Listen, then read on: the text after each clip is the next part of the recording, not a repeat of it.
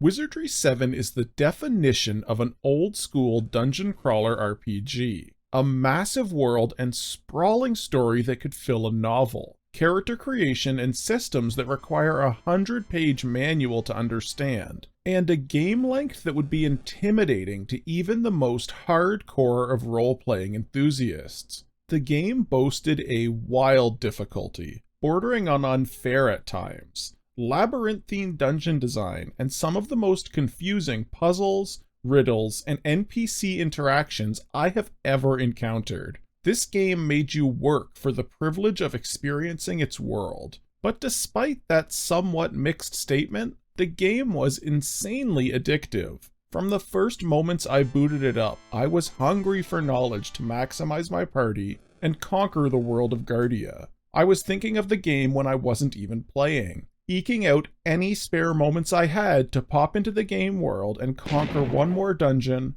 solve one more riddle, or just gain one more level. Even early on, while I was figuring things out, it was very clear that this was one of the all-time greats. And with so much to talk about, I'm not going to waste more of your time on a wordy introduction. We have a solid 80 hours of gameplay ahead of us if we want to defeat the Dark Savant, claim the Astral Domine, and get the girl. Let's get to adventuring.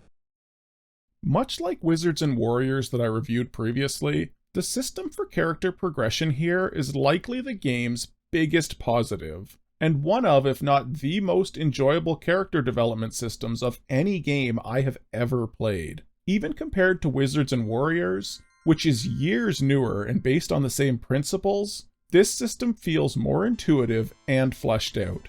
Essentially, you start the game with 6 characters that you create, and each of those 6 can choose a class based on the stats they're randomly allocated. Some classes require significantly higher rolls, while other more basic classes just about anyone can fulfill. There is a meta out there that says you should keep re-rolling your starting characters to ensure good stats and a good class right off the bat, but for reasons I'm about to explain, I don't think it's really necessary. The way it works here is that any character can change classes at any time, totally on the fly. You could even do it in the middle of a dungeon, so long as they have the requisite stats for the class they wish to transition to. And each time you level, your characters receive a random allotment of these stats. You have no control over what stats, or even how many, will increase each time you level up. So you could end up with a super high strength mage, or a very intelligent fighter. It can be frustrating when the stats don't align with how you want to build your character, but it's also the mechanic that can lead to some of the most interesting character development I've ever experienced. See, when you do change classes, all those stat points, as well as your level, is reset to base value for the class you switch into. So, if you're making a priest character, and they just keep getting more intelligence instead of the piety that you would prefer, it could open the door to transition that priest into a mage. Since your stats and level reset, not only do you get another shot at rolling better stats in the new class, but you also get to keep any accumulated skill points and spells you gathered in your previous profession. And who's to say your new multi-classed mage doesn't start veering towards priest again? Now if you decide to switch them back, they could end up developing as a great priest and keep the huge advantage their time as a mage gave them. And there really is no limit on how much you can do this either. With experience scaling in the game, it's not as big a deal as it may seem to re-level your characters. I had all my frontline melee party members multi-class into ninjas for 10 levels, then switch back to their original roles, in probably the last 4 to 5 hours of the game. And ultimately, when the credits rolled, they only ended up a few levels behind my other more dedicated characters. And the benefits they gained from their short stints as ninjas was massive. Also, just as a side note, I love well-implemented hand-to-hand classes. I don't know why, but seeing that text that your ninja or monk just kicked a dragon in the head, instantly killing it, is just endlessly amusing. Oof. The idea of 3 frontline fighters just quite literally kicking the ever-living shit out of everything is great. It's like you're playing a 90s action movie. Most of my casters had some dabbling into each school of magic. My top caster, Lisa the Lizard, managed to max out mage spells, alchemy spells, and psionics. She was able to quite literally level battlefields of enemies with massive nuke spells in just about every category. The power fantasy and satisfaction from playing this system just right is addictive, especially when you consider the extreme difficulty you'll face early on. When you can turn the tides and become the danger, it is such a rewarding feeling. I mentioned skills. They are a huge part of how your characters will develop. While classes and stats are important, skills form the real meat of what each character will be able to do. And unlike stats and level, they do not reset when you change classes.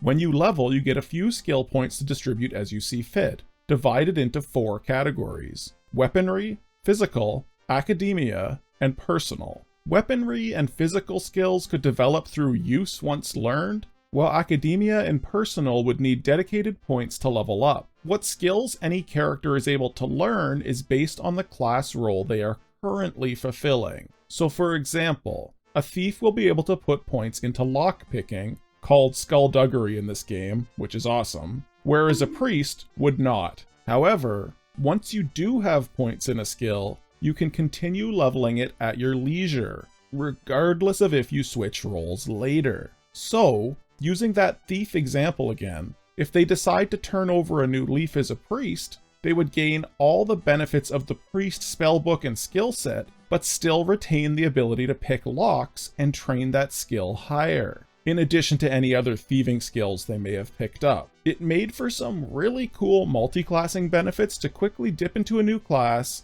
grab their best skills, and dip back to your original class as soon as possible. Switch classes like I switch outfits. There's even a good argument to be made to keep switching between classes regardless of the need for new skills. As again, with how level scaling works here, leveling up requires exponentially more experience each time, and new skill points are only handed out when you level up. So, reverting your character to level 1, then re-leveling a few times gives you a much larger pool of skill points to distribute. One could make the argument that a character that chooses to stay in one class the entire game would not only be less useful in terms of utility, but likely be less powerful even in their dedicated class due to lesser skill points to distribute. A Valkyrie that remains a Valkyrie would end up okay, but ultimately would likely finish a much stronger character if they chose to flip-flop a 2 times on the journey to the end. I found I was trying to think 3 classes ahead this entire game,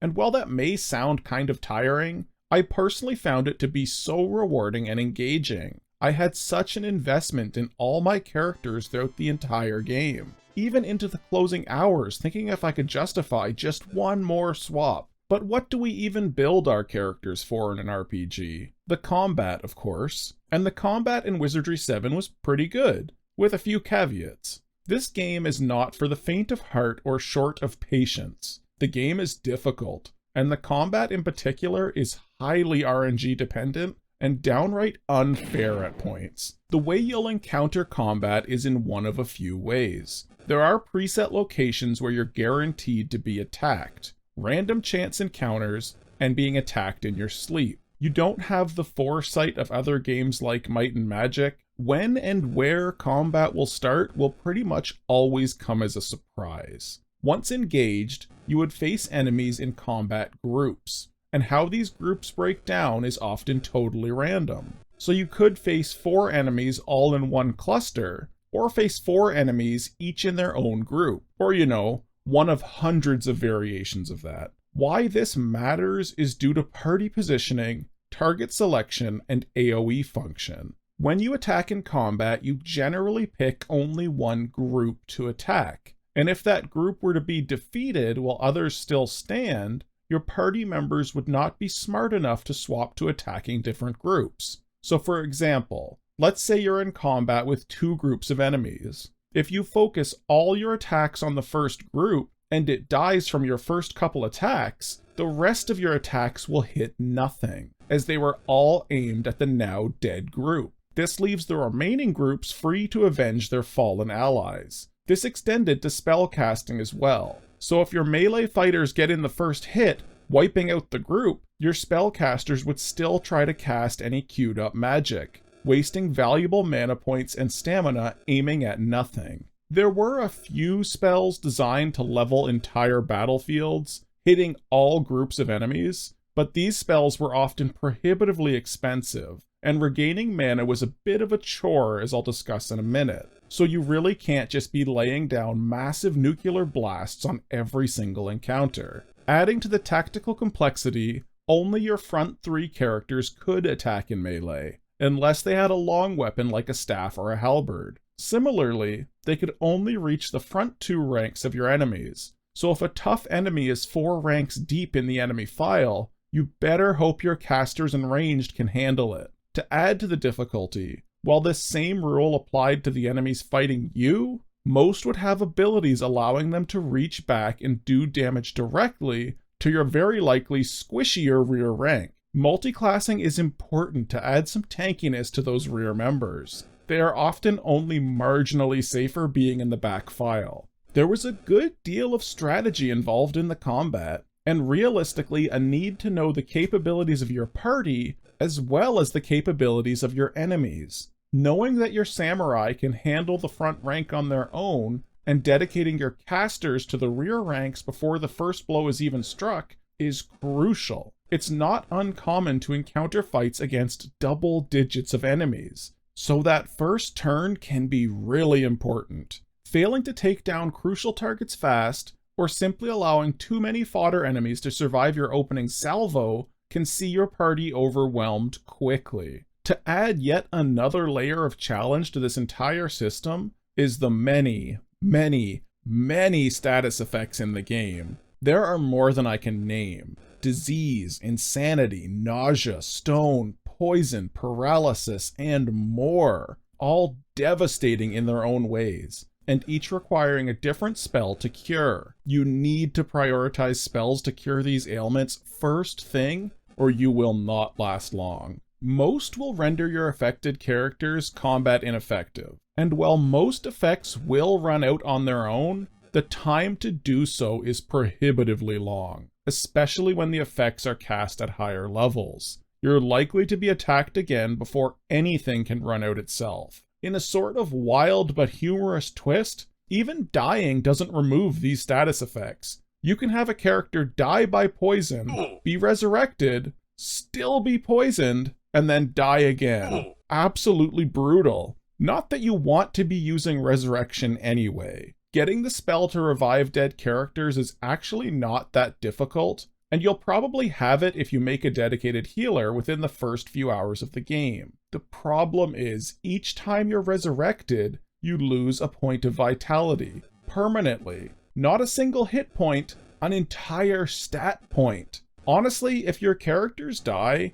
unless you really think you couldn't have done better, it's best to just reload, which is something you'll do a lot of at the start of this game, and the middle of this game, and the end of this game. The spell system itself is another standout in the game. Much like any other RPG, you have a bunch of magical schools, 6 to be exact. But unlike other games, you're likely to get some access to each school, regardless of which spellbook your class is using. There were 4 spellbooks total, and each allowed for access to different spells within these 6 schools, with a bit of overlap. Each particular school also had its own mana pool, further increasing the complexity. So for example, let's go back to our priest. A priest will have access to the priest spellbook, and they would get a lot of holy spells, but they'll also get some limited access to the other schools where appropriate. A priest is generally considered wise, so they'll have some limited mental spells. They'll also need to cure ailments, so air and water schools are a must. And if we want to toughen up our comrades, we're going to need earth magic for protective armors. Again, to focus in on that character development, the spell schools you focused on more would ultimately get more spell points. So you could make a mage, focus heavily on fire, then when it's gone as far as it can as a mage, reclass to a psionic and learn psionic fire spells from that spellbook, increasing your available power to use both on the new psionic flames and your previous mage spells. Honestly, the choices here are so varied, I don't think I've ever had more fun building casters. Every single level felt like an important choice to be made. Nothing felt like a throwaway. And there were some fun spells too. While a lot of damage spells were similar, just having different elemental damage and AoE sizes, the descriptions of some were great. There really was a spell called Nuclear Blast. I wasn't making that up. Nuclear launch detected. Shrill sound is another fun one. The irony of killing enemies by blasting noise into their ears in a game with crunchy DOS sounds is just great. Really, all the spells feel like they have that bit of difference to differentiate them from a vanilla D&D style spell. And each spellbook did have some quirks as well. Psionic spells had the benefit of driving foes insane, whereas alchemy spells couldn't be silenced due to being thrown vials. The depth of these systems is wild. Now, there is a big downside to magic, and that is regenerating it. You can occasionally find a healing fountain to restore mana points, but otherwise need to rest to regain your energy. There are two big drawbacks here. First, resting takes way too long in this game. This isn't the case where you press rest and time magically passes. No, you have to sit there and watch your party sleep for quite some time,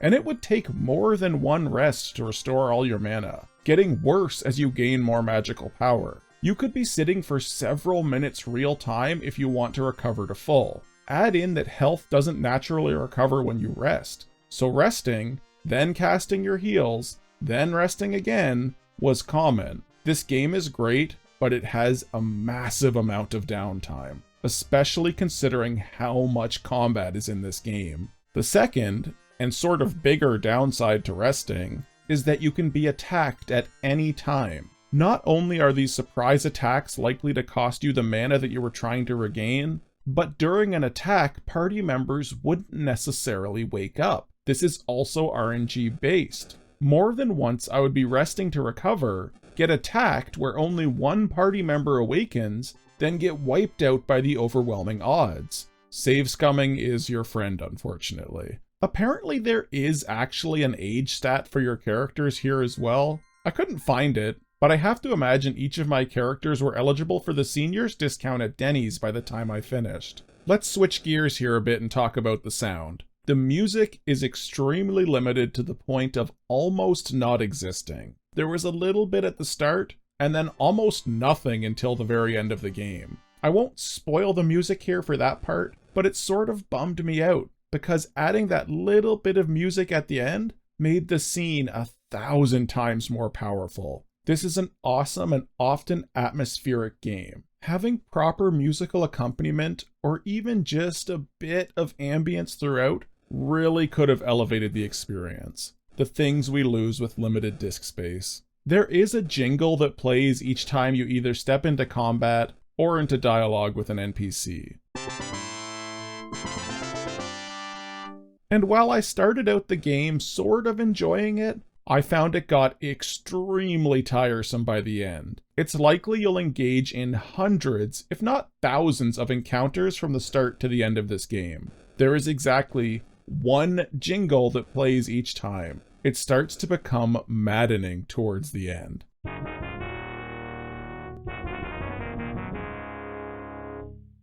The actual sound effects outside music mostly just consist of a lot of woofs and bwomfs.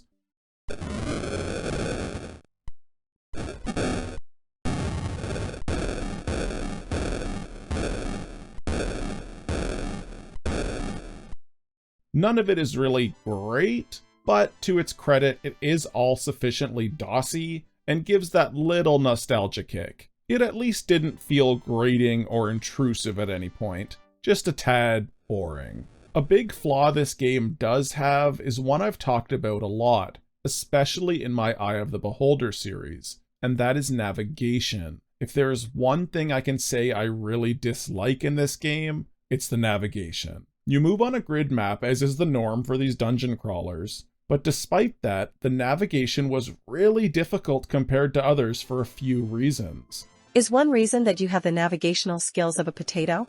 Firstly, while this game would boast more tile sets than its very monochromatic predecessors, the overall selection was still very limited. The extreme similarity in tile sets, paired with instant turning and movement, makes it really hard to find landmarks and patterns to figure out where you are. On top of that, teleporters and floor pits were common, further throwing off your sense of direction. Hell, there were mazes here that took place in literally complete darkness. One even required that you find a button on the wall. In complete darkness. You literally just have to click all over the screen to find it. If you didn't already know it was there, I have no idea how you would ever find it. The entire game was an uninterrupted map. No load screens at all. And while that's impressive, it almost contributed to the feeling of being overwhelmed navigationally. There were several areas where I would finish a combat encounter disoriented and forget which way I even came from, causing me to backtrack several times while I sorted myself out, of course being continually attacked throughout. You did have a map and could cast a spell to see your compass direction, but aside from being a fairly rudimentary map, it was also a pain in the ass to bring up. You needed to use a specific item from your inventory to open it, which means scrolling through to find the item,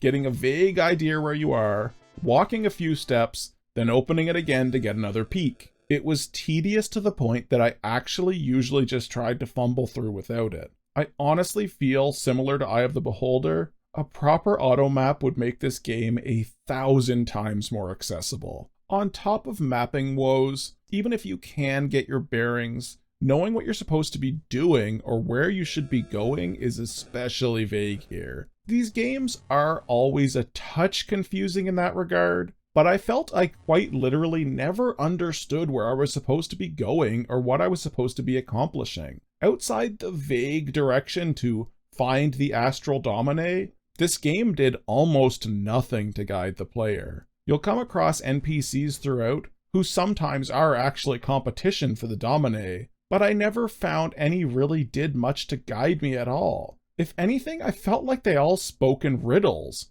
or in such vagary as to be sort of interesting, but not really helpful. I will fully admit I needed to rely on a walkthrough for this game. That might rile some people up, but there are puzzles and plot points in this game I would have never figured out in 100 years on my own. CrimsonTier.com has an amazing walkthrough and game guide.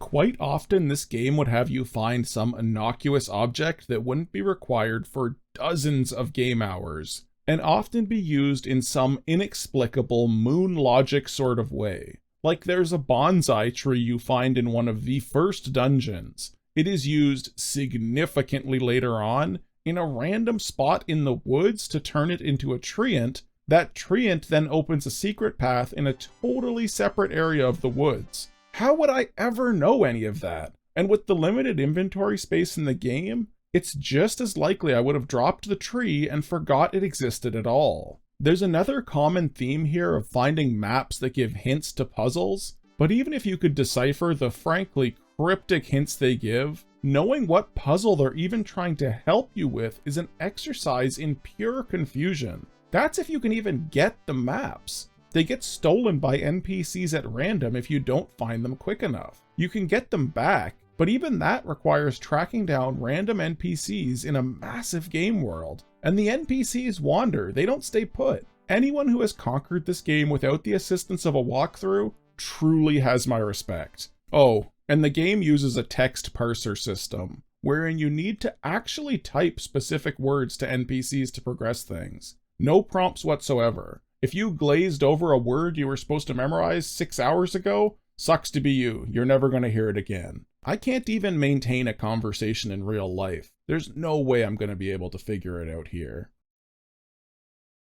So, for those unaware, Wizardry 7 is actually sort of a trilogy that technically starts with Wizardry 6. I had intended to start the series by playing 6, as there's a lot of story beats that tie in, and your ending there can even affect how Wizardry 7 starts. Unfortunately, when I got to playing 6, I found that while the gameplay systems and story seemed to be there, the graphical interface really was not. Not that I wouldn't have enjoyed playing through it, but the entire game, which from my understanding is 50 plus hours, has exactly one tile set. Castles, forests, mountains, sewers, all had the same 4 gray walls. And while that's not a showstopper for me, I felt it would not make for the most interesting video to watch. Wizardry 7, conversely, has all the same very fleshed out systems, and also has the benefit of a greatly improved graphical interface. So I decided it was a much more natural starting point for the series. Maybe we'll go back and look at 6 later if this series does well. Anyhow, here in the land of Wizardry 7, things start with that oh-so-popular sci-fi type fantasy. The previous game ended with us discovering, then subsequently losing, the Cosmic Forge, a pen that makes anything written with it real. This pen tomfoolery has somehow revealed another powerful artifact, the Astral Domine, on the planet Guardia. Our team of heroes then boarded a metal bird, or spaceship, and after months of travel reached Guardia. Though we are not the only ones searching for this item. Another, known as the Dark Savant, is also here trying to beat us to it, and he has a lot more resources than we do, including an army of dudes and a scantily clad sci-fi girl. Starting things off, we're in a forest and given pretty well no direction. You can go any way you want, but stand little chance of survival in most directions. I got killed by a swarm of beetles almost right away. We eventually stumble on an underground crypt where we can level up a bit, kill a boss skeleton, and get an Amulet of Life. By this point, we're strong enough to fight a group of rat men that were previously blocking the way, and past them enter the new city. Funnily enough, some of the Dark Savant's guards block the way, and let you know the city is off limits. But if you say the name of the armor vendor, they'll let you through with no issue. Oh, you're here to buy crap and support the economy? Go right ahead, sir. Sorry for the holdup. Like, why would they care? They're hostile invaders themselves. I cannot imagine the Dark Savant is concerned with affecting Paluk's sales of armor. Anyhow, in the city is all the normal city stuff. Vendors, a church, an inn, you name it. There's even a bespectacled rat here that gives you the history of the place. The world needs more rats wearing glasses.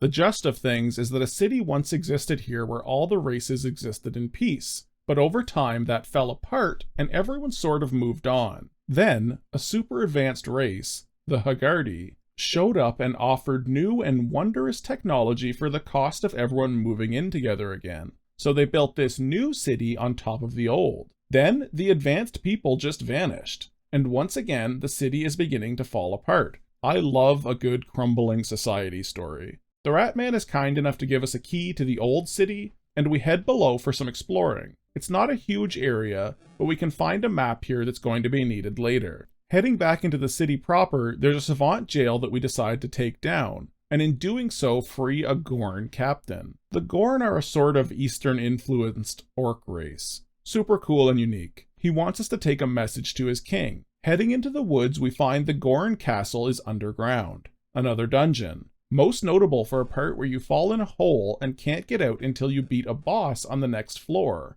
And it's a really hard boss. I was trapped down here for hours grinding mobs. That may sound like terrible game design, especially considering you only get one save slot, but I actually had a good time with it. There are actually multiple save slots, you radish. I did all sorts of class changes to flesh out my casters, boosted my levels, and generally just had some uninterrupted focus on developing my characters. In some games that might have been a negative, but here where the character progression is so well fleshed out, it was a great time. Eventually we make it through the boss and make our way to the King of the Gorn. He's pretty downtrodden, but we can give him a motivational speech and he goes off to wander the land. Next stop, the Holy City. This area is generally quite fun, and the home of the monk faction, but it has a puzzle at the start that I want to shout out, mostly because, well, I hate it. You have a circular room with 12 doors and a central chamber. The goal is to enter side rooms, find 4 distinctly marked stone beans,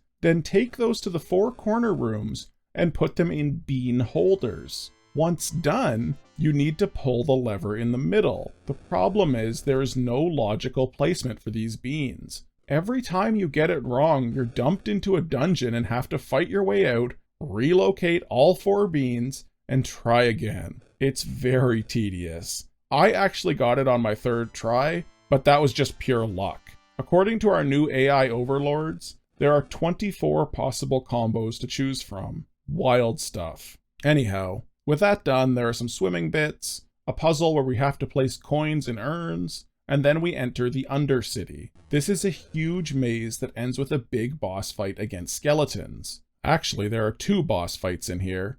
3 if you count an optional fight against a giant that apparently lives in a void of darkness. I didn't have massive issues with any until the last one, which is the aforementioned group of skeleton lords. These guys are really tough and dump a ton of status effects on your party. Once again, I found myself wandering the maze for a time, leveling up and rejigging my classes, mostly my casters, to get the most out of their abilities. This need to farm levels was a bit prevalent at the start of the game, but it becomes less common over time. Our victory in the fight awards us with some sort of power orb, and we move out of the dungeon. We won't be using that power orb for a very long time. This dungeon is followed up by a trip to the Land of Dreams, which is really just a monk opium den from what I can tell. It caps off with meeting a sphinx creature, then finding the monk school. They give us some ninja gear I won't be able to use for ages since I made my ninja into a monk. Damn it. Our next step is the Umpani City, but on the way there we get our first touch of sci-fi since the very start of the game, and get randomly attacked by girls on hoverbikes. Super out of left field, and there isn't even an option for conversation. I have no idea why these biker women are attacking me. It's even more confusing as we meet more of these ladies later, and they're completely friendly. Usually women just treat me with cold indifference, not outright hostility. They're actually pretty tough enemies as they can crit, which in this game means kill you instantly. But taking them down awards massive experience and we can enter Rhino City. The Umpani are a heavily militaristic race, not unlike the Gorn, and will allow you to join them as special operations soldiers. They run you through a bevy of activities, including teaching you to fire a gun, which is cool I guess. I never used the skill again, but hey, it's there. After running a bunch of errands for them, we're entrusted with a grenade to destroy the eggs of the Umpani's rivals, the Trang. Before we can complete that quest, the Rhino City is destroyed and the Umpani are scattered. A shame. Next on our world tour of meeting all the factions of Wizardry, we head to the city of Nysalinth, home of the Trang. You can choose to join them if you want, but they're gross space bugs, so I just attack with reckless abandon. I even managed to get that grenade into their hatchery and blow up their eggs.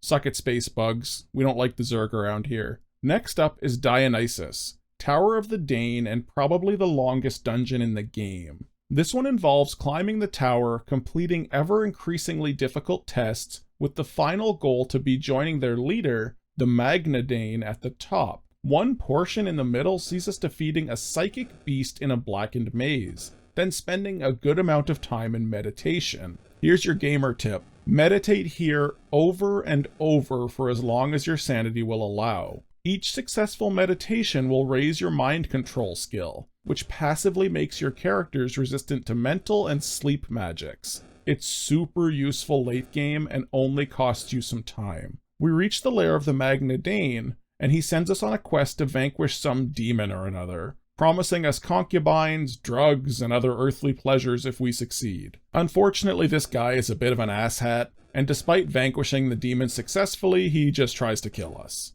That's fine, I didn't want any of that cool stuff anyway. Finishing out the tower, we get a snake stick as a reward, another mysterious item that is necessary half a game from now. Leaving the tower, we get to make some real story progress. We head back to New City, and we're strong enough to bust into the Dark Savant's stronghold here. And after clearing the place out and inputting some commands into the console, V.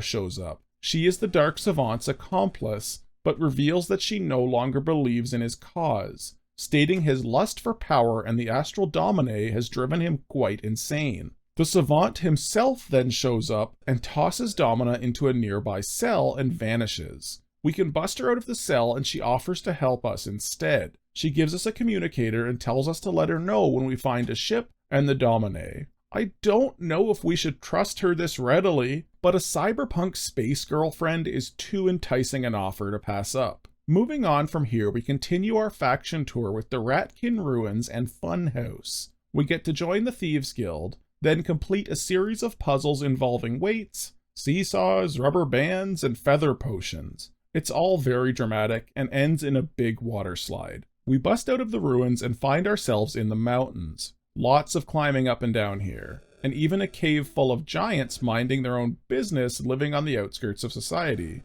We mercilessly murder them and their pet dinosaur in their own homes. We're the good guys. Giants should know they aren't allowed to exist in my presence. The big set piece of the mountains is deciphering an ancient fable wherein we need to conquer 4 evil witches who stole part of a benevolent witch's face and return it to her. On completion, we get an item I never used and a map. Cool dungeon, and worth noting, we even needed to recover the good witch's golden eyes. Heading out of here, we stop in yet another cave and summon that Sphinx beast again.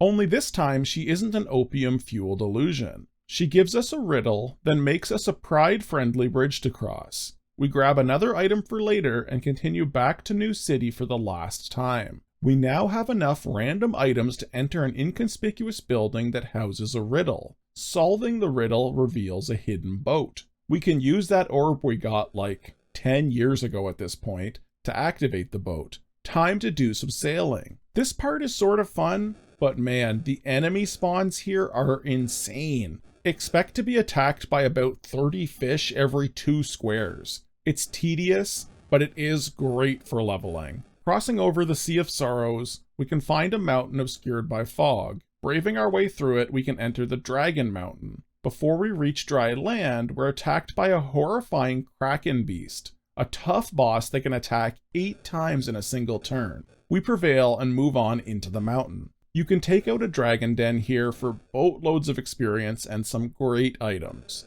This is a wonderful point of no return to start thinking about final class swapping. The game starts dumping insane amounts of experience on the party at this point, so you'll have ample opportunity to re-level. Continuing through, we can reach the summit of the mountain and find an entire city here, a city inhabited by the Hagardi Valkyries. They won't offer you much in the way of assistance, but sell some insanely powerful items, and even have a puzzle that, if solved, gives you 1 of 4 sci-fi items. I chose the lightsaber, partially because my samurai really needed a good weapon, but also because it's a damn lightsaber. We're in the home stretch now, but the game is really going to make you work for the finale. We need to head back out to the open ocean and find an island in the middle. Here, the Sphinx Beast reappears and wants the answer to her riddle from earlier. Is he not a body? From that toil doth he bring forth substance. Is he not a heart?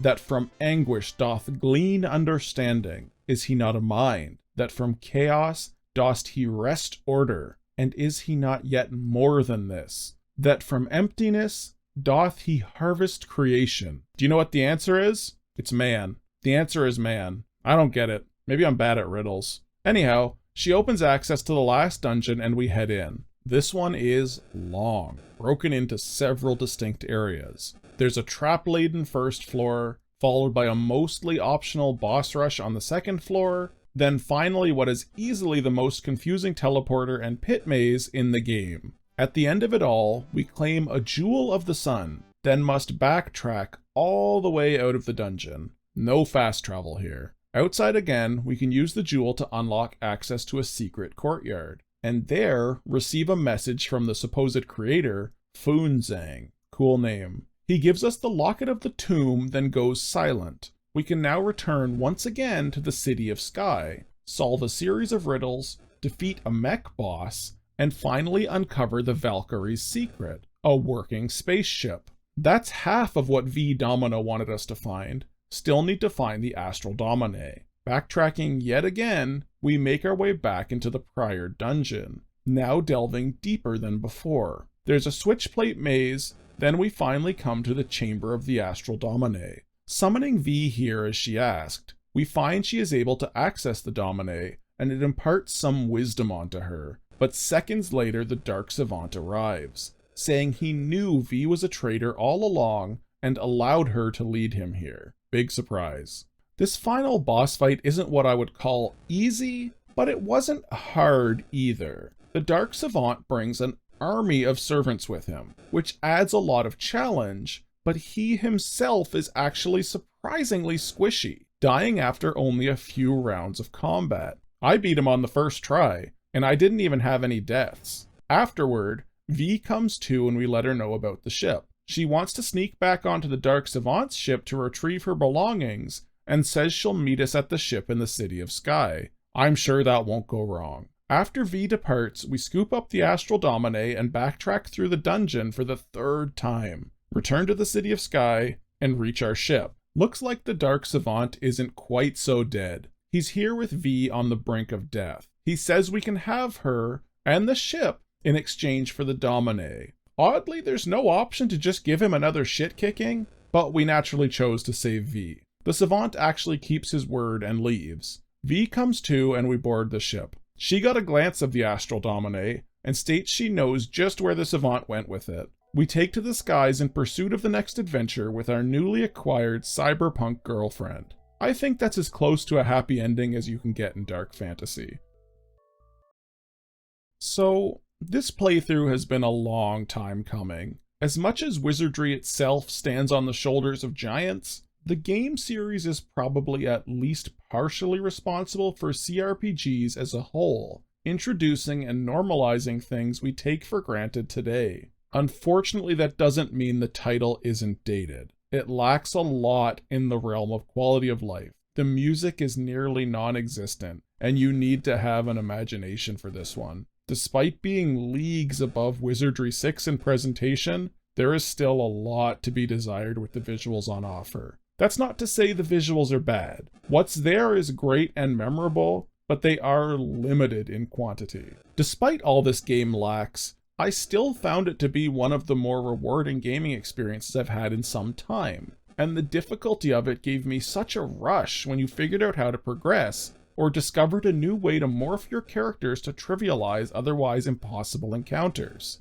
If I'm to compare this to something era relevant, I would have to compare it to Might and Magic 3. Both are turn-based dungeon crawlers, both employ open worlds, and both were revolutionary steps forward in their own rights. In an attempt to be completely objective, Wizardry 7 is doing a lot more than Might and Magic. The NPC interactions are far more fleshed out here. The character customization is probably unmatched by just about anything that would release for the next decade, and the sheer scale of the game is mind-boggling. But the game does feel like work at times. It feels like enjoyable, exciting, and rewarding work, but work nonetheless. When I played Might and Magic, I recall finishing the game and immediately thinking, damn, I wish there was more. When finishing Wizardry, I felt a genuine sense of accomplishment, pride even, but I also felt, damn, I'm glad I made it through that. While I would recommend Might and Magic to just about anyone, old school or new, I think Wizardry requires a certain appreciation of the work that you're playing, having a distinct ability to pull enjoyment from accomplishment. It's an amazing game, a masterpiece even, but it is the epitome of old school hardcore RPG gameplay, and that can be tough for some. I dream of a day when some wonderful modder out there adds those little quality of life touches and brings this game hurtling into the realm of perfection. It's not as far off from that as my thoughts here might make it seem. I personally think everyone should play through it once in their life. Just maybe don't be like me and try to do it in 2 weeks. See you in the next video.